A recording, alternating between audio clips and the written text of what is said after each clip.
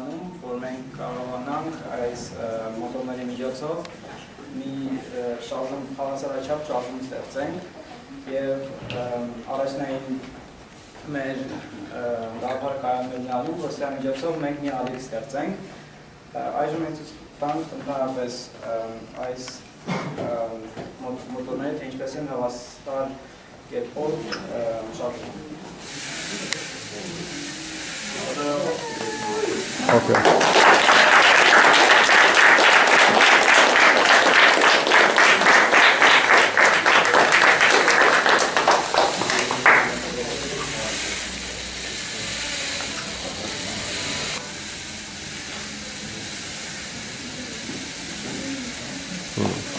Very nice.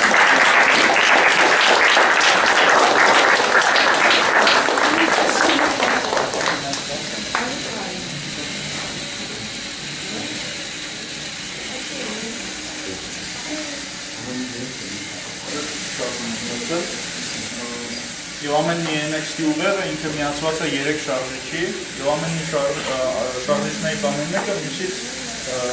մի քիչ ավելի առաջ է դրած, ու դες ալիքաձև շարժում է ստեղծում։